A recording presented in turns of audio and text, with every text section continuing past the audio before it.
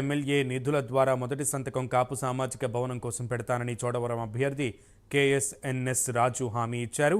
చోడవరం అభ్యర్థి రాజును నియోజకవర్గ ఇన్ఛార్జ్ బత్తుల తాతయ్య బాబు, రాష్ట్ర తెలుగు రైతు ఉపాధ్యక్షుడు గూనూరు మల్లు నాయుడుతో పాటు పలువురు కాపు నాయకులు కలిశారు.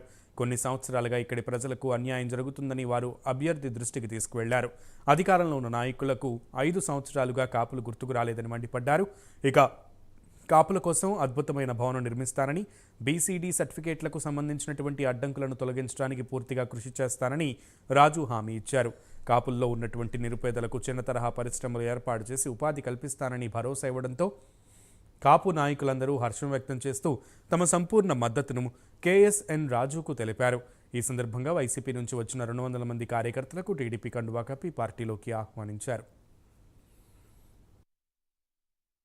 3 ఎకరాలు అమ్ముకున్నాం, మరి ఎమ్మెల్యే చేస్తే 3 సైట్లు అమ్ముకున్నాం. ఇది పరిస్థితి.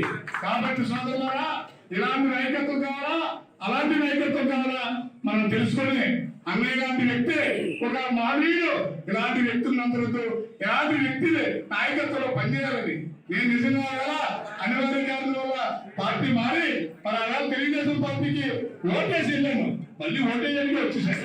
కానీ నేను ఏ తప్పు చేయలేను. కాబట్టి నా జీవితంతో కూడా కేఎస్ఎన్ఎస్ రాజు నాయకత్వం, కేఎస్ఎన్ఎస్ రాజు ప్రతినిధులతో నేను ఆయన అధికారంలో నడుస్తూ ఆయన సేవలను నా దృష్టిగా భావించుకుంటూ మరి ఇవాళ చెప్తున్నా మా అన్న ఎన్నో సోదరులు ఎవరో చెప్పారు 25,000 కాదండి 50,000 పై దాకా ఇవాళ కేఎస్ఎన్ఎస్